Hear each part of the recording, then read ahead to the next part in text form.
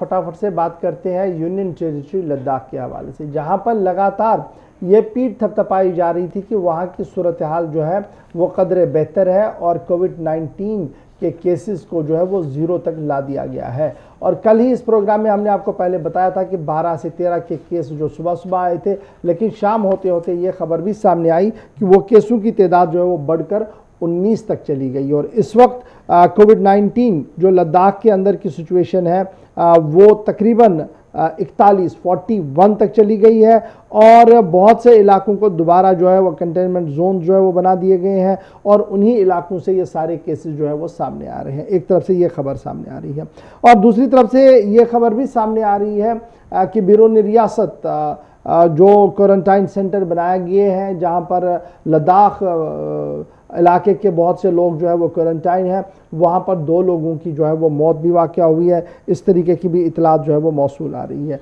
एक तरफ से कोविड-19 की सूरत हाल जो है वो हमारे सामने है और दूसरी तरफ जो सूरत हाल है वो ये बता रही है कि वहाँ पर सियासी पारा भी जो है वो लगातार जो है वो बढ़ रहा है और सियासी पारा बढ़ने के बीच ये खबर आ रही है कि वहाँ पर भारतीय जनता पार्टी के जो यूनियन टेरिटरी के प्रेसिडेंट है वो इस्तीफ़ा दे चुके हैं पार्टी से। और इस्तीफ़ा देने का मामला जो है वो उस वक्त सामने आया जब उनकी तरफ से ये कहा गया कि जनाब एडमिनिस्ट्रेशन जो है वो पूरी तरह से कोऑर्डिनेट नहीं कर पा रही है और कोऑर्डिनेट न करने के पीछे बिल्कुल इशफाक, इस बीच लेटेस्ट अपडेट आ रहा है सरकार की तरफ से। मुल्क के अंदर 24 घंटों का जो फिगर है वो भी सामने रखा जा रहा है हेल्थ मिनिस्ट्री की तरफ से और 24 घंटों के अंदर जो केसेस हैं वो एक दिन में सबसे ज़्यादा रिकॉर्ड किए गए हैं। 72 डेथ्स एक तरफ, 72 लोगों की मौत, मरने वालों की तादाद इसके साथ ही 1300 से पार जा पहुंची है।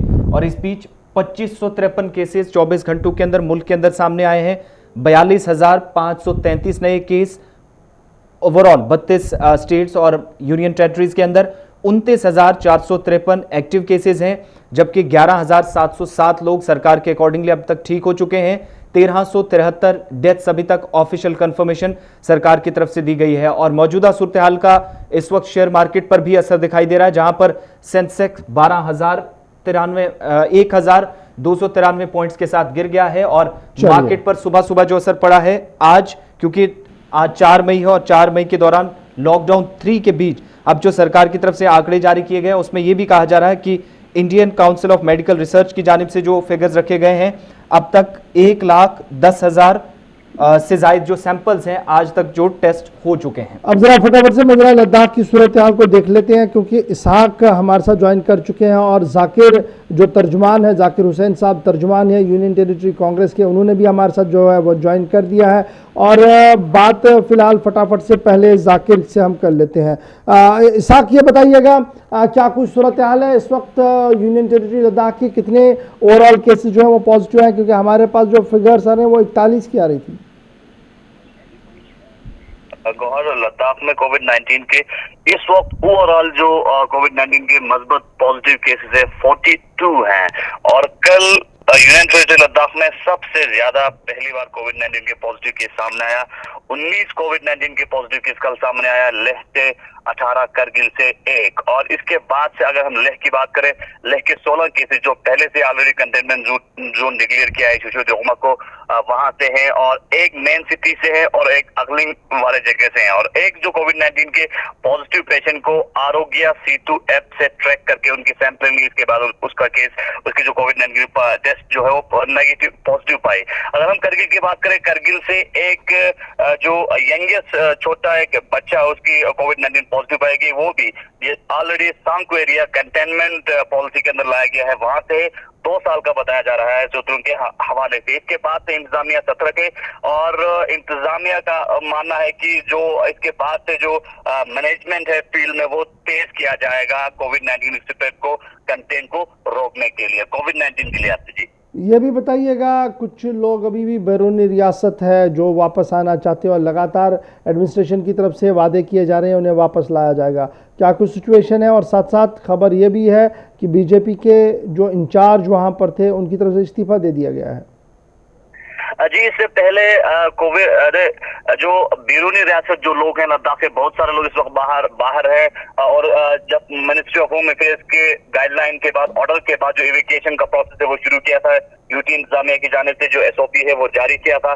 लेकिन इसके बाद से स्टूडेंट्स और खासकर जो लोग बाहर हैं वो लोग इवैक्यूएशन प्रोसेस पे सवाल उठा रहे थे। इसके बाद से जितने भी पॉलिटिकल जो इन्फ्लुएंशियल लीडर्स हैं उन्होंने भी इवैक्यूएशन प्रोसेस को के ऊपर सवाल उठाया था कि इवैक्यूएशन प्रोसेस में काफी लोगों को दिक्कतों का सामना करना पड़ रहा है, कंफ्यूजन क्रिएट हो रहा है, किस तरह से अपना रजिस्ट्रेशन करना है उनको वापस आने के लिए। तो इसके बाद से फौरन बाद कल लद्दाख को यूनियन टेरिटरी बनाए जाने के बाद लद्दाख के बीजेपी का पहला अध्यक्ष त्शेरिंग जो लखरूफ है वो कद्दावर लीडर है, बीजेपी के फॉर्मर एमएलसी भी रहे हैं, फॉर्मर मिनिस्टर भी रहे हैं। उन्होंने कल इस्तीफा दे दिया।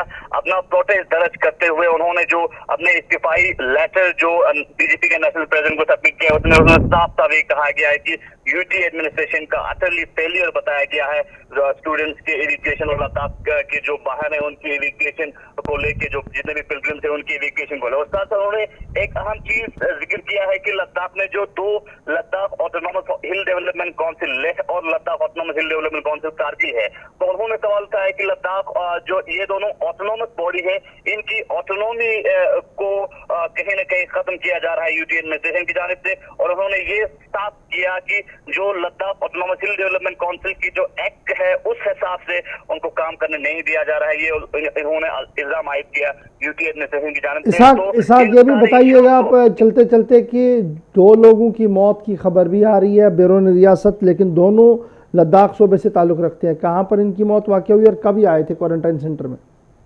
जी ये लोग लगभग 40 दिन पहले ईरान रिटर्नी हैं, उसके बाद से इनको जोधपुर में क्वारंटीन में रखा गया था। और कल 2 दुखद खबर जोधपुर से सुनने को मिला कि मॉर्निंग में एक मौत हो जाती है महिला की, एक खातून की, फिर इवनिंग में शाम को दूसरा मौत हो जाती है। तो 2 मौत कल वाक़या हुआ जोधपुर में। लेकिन इन दोनों में जब हमने वहां से ऑफिशियली पुष्टि करने की कोशिश की, ऑफिशियल से कंफर्म करने की कोशिश की, लेकिन ऑफिशियली अभी ये कंफर्मेशन नहीं हुआ है कि किस वजह से किस बिना पे इन दोनों की मौत हुई है। लेकिन जब वहां पे पिलग्रिम से जब हमने उनसे बात की तो उनका कहना था कि ये दोनों बिल्कुल साफ था, इनका कोई कोविड-19 की जैसे सिम्टम्स नहीं था। हालांकि कोविड-19 के सैंपलिंग की जो रिपोर्ट है वो भी नेगेटिव आई थी, लेकिन अचानक से इनकी मौत हो गई, ये बात वहां से सामने आई। तो क्या उनकी लाशों को वापस लद्दाख लाया जा रहा है अभी? जी उनकी लाशों को लद्दाख वापस लाने के लिए जो सिलसिला है वो शुरू हुआ है। और बताया जा रहा है कि आज कल जो मैटर है उस मैटर को डिफेंस के साथ उठाया है और माना ही जा सकता है कि आज या कल तक उनको वापस लाया जाएगा। बहुत शुक्रिया इसाक हमारे साथ ज्वाइन करने के लिए। हमारे साथ फटाफट से जाकिर हुसैन साहब तर्जुमान है यूनियन टेरिटरी कांग्रेस के भी ज्वाइन कर चुके हैं। जाकिर साहब बहुत शुक्रिया ज्वाइन करने के लिए। इसाक को आप सुन रहे थे किस तरीके की सूरत हाल है, आप पॉलिटिकली कैसे देख रहे हैं लद्दाख की सिचुएशन को जब कोविड-19 ने बड़े पैमाने पर दस्तक दी है, कितनी तैयारियों में यूनियन एडमिनिस्ट्रेशन है और क्या कोऑर्डिनेशन हो पा रहा है उसी तरीके से जिस तरीके की बात सामने आ रही है? सर बहुत बहुत शुक्रिया।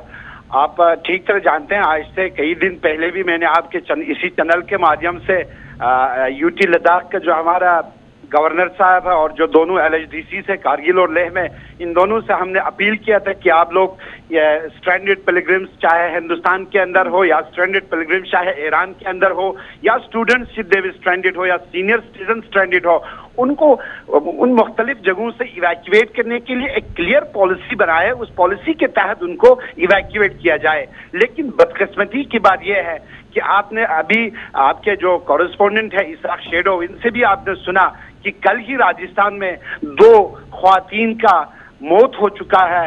ये बहुत बड़ी अनफॉर्चुनेट बात है और ये 2 मौत, इन दोनों मौत से हमें ये साबित हो गया है कि लद्दाख में जो यूटी इंतजामिया है वो क्लियरली फेल हो चुका है इनको इवैक्यूएट करने में। आज जम्मू से कुछ स्टूडेंट्स को इवैक्यूएट करके कारगिल ले गया था, उन स्टूडेंट्स को भी इन्होंने बीच रास्ते में दरबदर कर दिया गया है। कई 100-250 स्टूडेंट को दरबेदर कर दिया गया है। इनके पास कोई पॉलिसी नहीं है। हैरानगी की बात तो यह है कि अब इन्होंने क्या करना शुरू किया। जम्मू में हूं मैं इस वक्त, जम्मू के लोगों से मैं मिला हूं जो फंसे हुए हैं। उन लोगों को उन्होंने ये आदेश दिया है कि आप अपने से बस बनाओ, अपने खर्चे पे गाड़ी बना के लद्दाख चले जाओ, लेह चले जाओ, करगिल चले जाओ। फिर मुझे जरा बताइए, चाहे यूटी एडमिनिस्ट्रेशन हो या दोनों एलएचडीसी हो, आप लोगों का इवैक्यूएशन प्रोसेस में क्या रोल है कि आप कर क्या रहे हो? आपके पास पॉलिसी क्या है? चाहे स्ट्रैंडेड स्टूडेंट्स हो या सीनियर सिटीजन्स हो या ईरान में फंसे हुए जवार हो या राजस्थान में फंसे हुए जवार हो, इन सबों को जो अभी मुश्किलात का सामना करना पड़ रहा है, मुझे लगता है ये मुश्किलात जो है ये एलएचडीसी और यूटी लद्दाख के बीच जो कंफ्यूजन पैदा हो रहा है, जो इन दोनों के बीच मिसअंडरस्टैंडिंग पैदा हुआ है, इस मिसअंडरस्टैंडिंग का नतीजा जो है हमारे लोग, हमारे फंसे हुए लोग भुगत रहा है। तो ये बताइएगा जाकिर साहब, ये जो मिस कन्फ्यूजन है या अंडरस्टैंडिंग पूरी तरह से नहीं है या कोऑर्डिनेशन नहीं हो पा रहा है, इसका जो नुकसान है वो बाहर बैठे लोगों को जो है उठाना पड़ रहा है, तो क्या पॉलिटिकली इस पर आपकी कोई गुफ्तगू हो पाई है किसी से कि आखिर इसका एड्रेस क्या है, कैसे इसको ठीक किया जा सकता है?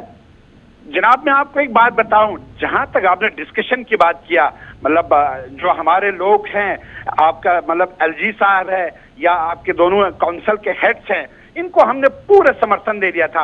अब जो कुछ भी पॉलिसी बनाएंगे, हम उन पॉलिसीज को पे साथ आप लोगों को दे के इस पॉलिसीज को कामयाब बनाएंगे। लेकिन इन्होंने किसी से कोई राय मशवरा नहीं लिया, कोई कंसर्न नहीं लिया। ये लोग अपने मन आए जो कुछ करता है वो कर लेता है। यहाँ से काउंसिल रात को एक ऑर्डर निकालता है, सुबह एडमिनिस्ट्रेशन एक ऑर्डर निकालता है, आज एक आपको एक नोडल ऑफिसर अपॉइंट करता है काउंसिल, फिर वो सुबह एडमिनिस्ट्रेशन उसको चेंज करके दूसरा नोडल ऑफिसर निकालता है। इनके बीच अंडरस्टैंडिंग नहीं है और इनके बीच बहुत शुक्रिया जाकिर हुसैन साहब बात का खुलासा पेश करने के लिए कि मिसकम्युनिकेशन और तालमेल न होने की वजह से ज़ायरीन जो बाहर है, तलबा जो बाहर है, उन्हें काफ़ी मुश्किलात का सामना जो है करना पड़ रहा है। अब तलबा को क्या मसला पेश आ रहा है? कल बाज़ाब्ता तौर पर गाड़ियों को रवानगी हुई और उन्हें कहा गया कि बाई रोड जो है आप जाएंगे लद्दाख, लेकिन रास्ते में कल से गाड़ियाँ जो है वो रुकी पड़ी है क्योंकि कौमी शाहरा लद्दाख का जो वो बंद एक बार फिर हुआ। इस वक्त हमारे साथ स्टूडेंट ऑर्गेनाइजेशन लद्दाख के प्रेसिडेंट भी हैं आरडी चिमियान जी। बहुत बहुत शुक्रिया आरडी साहब हमारे साथ ज्वाइन करने के लिए। फटाफट से ज़रा बताइएगा कितने बच्चे निकले थे, इस वक्त कहाँ पर है और आपका क्या उनके साथ कोऑर्डिनेशन हो पाया अभी तक? सर, पहले तो मैं गुलिस्तान जो टीवी चैनल को मैं शुक्रिया अदा करना चाहता हूँ। आप लोग हमें ये बहुत बड़ा जो है प्लेटफॉर्म देके जो बच्चों का और जो हमारा पिलग्रिम्स, हमारा स्टूडेंट जो फंसे हुए हैं जो जम्मू कश्मीर और लद्दाख के बाहर, उनके ये हॉट डिस्कशन पे मैं अभी थोड़ा एक बात करना चाहता हूँ। सर, अभी जो है हमारा, मैं एक चीज कहना चाहता हूँ which is very important thing. हमारे जो एडमिनिस्ट्रेशन जो है, यूटी एडमिनिस्ट्रेशन जो है और हमारे जो दोनों एलएचडीसी है, उनमें जो लैक ऑफ कोऑर्डिनेशन की वजह से अभी प्रॉब्लम में है हमारे जो पिलग्रिम्स और जो स्टूडेंट्स और जो पेशेंट्स। ठीक है सर, अभी एलएचडीसी एक और नोटिस जारी करता है और बोलता है कि लद्दाख के जो अवाम जो फंसे हुए हैं वो लोग हम पूरा गवर्नमेंट की तरफ से पूरा फ्री में फ्री ऑफ कॉस्ट लाएंगे। सर, ये खुशी की बात हुई थी। उसके बाद एक और दिन एक बात जो यूटी एडमिनिस्ट्रेशन जो डिविजनल कमिश्नर के जो लेटेस्ट स्टैंडर्ड जो ऑपरेटिंग जो प्रोसीजर जो जारी किया जाता है, उसमें जो सीरियल नंबर 6 पे ये क्लियरली जो स्टेटमेंट दिया होता है कि जो जम्मू कश्मीर से जो बाहर से आने वाले जो अवाम जो ट्रेवलर्स है, वो लोग को अपने हिसाब से जो अरेंजमेंट, जो बसेस, जो अरेंजमेंट, सब कुछ जो अपने खाना पीना के, रहन सहन के, सब कुछ ये अपने हिसाब से करना पड़ेगा बोल के ये पूरा हमको पूरा ये एसओपी में दिख रहा है। तो हम ये बोल रहे हैं कि अगर लॉकडाउन में बच्चे जो है, बच्चे अभी एक दिन में as a president, as a student representative, एक दिन में 50-60 जो स्टूडेंट का कॉल रिसीव करना होता है और उसमें यही बोलता है कि सर ये क्या हो रहा है, एक दूसरा बात कर रहा है और एक दूसरा बात कर रहा है। तो आप अभी आरडी साहब ये बताइएगा ना, जो कल बच्चे रवाना हुए थे वो कहाँ पर है इस वक्त? सर, अभी वो लोग है सोनमार्ग में, वो लोग है सोनमार्ग में। सर, अभी कल कल मुझे एक बच्चे का फोन भी आया, लेकिन उसमें थोड़ा प्रॉब्लम्स हो रहा है, लेकिन मैं विदाउट कंसल्टिंग, विदाउट क्लेरिफिकेशन के बारे में मैं आपको नहीं बताना चाहता हूँ। उसको मैं आज क्लेरिफाई करने जा रहा हूँ। बच्चे शायद प्रॉब्लम में है, थोड़ा प्रॉब्लम में है, मैं उसको क्लेरिफाई करने जा रहा हूँ। लेकिन हमारे जो अभी तो अभी जो स्टेप वाइज जा रहे हैं, लेकिन मैं यूटी एडमिनिस्ट्रेशन को यही तो ये बताइएगा, क्या आपकी डिस्ट्रिक्ट एडमिनिस्ट्रेशन से बात हो पाई कि बच्चे कहाँ पर फंसे हैं, उनकी इवैक्यूएशन का क्या प्लान है? क्योंकि अगर 2 दिन और रास्ता बंद रहा तो क्या 2 दिन तक वो सोनमर्ग में रुकेंगे, और सोनमर्ग में रुकेंगे तो उनके खाने पीने का क्या कुछ अरेंजमेंट वहां पर है? सर वो तो जो एक यूटी एडमिनिस्ट्रेशन जो एलएचडीसी के जो इनिशिएट लिया है, तो उनको अगर बच्चे फंसे हुए तब तो सब कुछ जो रहन सहन के जो बच्चे का जो खाना पीना का सब कुछ करना पड़ेगा, क्योंकि जो इनिशिएट लिया है तो उसको सब कुछ जो उनको करना पड़ेगा। मैं ये one important thing is that, और I just want to request to LHDC and both the UT administration is to please kindly to coordinate with both LHDC and this UT administration, and what we want is we want the serial number 6 of SOP to kindly change it within a short period of time, क्योंकि अभी बहुत problem है। अगर ये फंसे नहीं है तो क्योंकि सर अभी बात क्या बच्चे से प्रॉब्लम हुए, अभी जो साउथ इंडिया से जो अगर बच्चे पास करके लाएंगे अपने हिसाब से, तो डिविजनल कमिश्नर ने ये लिखा हुआ है कि अपने हिसाब से बस अरेंज कीजिए, और जो डिटेल्स जो है नोडल ऑफिसर को, अगर सिर्फ नोडल ऑफिसर उधर अपॉइंट करके फायदा क्या है सर? अभी एस्टिमेटेड कॉस्ट है बस का 2.5 लाख से ऊपर जा रहा है, ये कौन देंगे सर? बच्चे अभी बहुत शुक्रिया आरडी साहब ज्वाइन करने के लिए। सीरियल नंबर 6 में तरमीम होनी चाहिए, क्योंकि सिचुएशन जो है उस तरीके की नहीं है। बहरहाल अब ये घर की कहानी है, ये सिर्फ एक इलाके का नहीं है, हमने कश्मीर से भी ये देखा, लद्दाख से भी यही सूरत हाल है।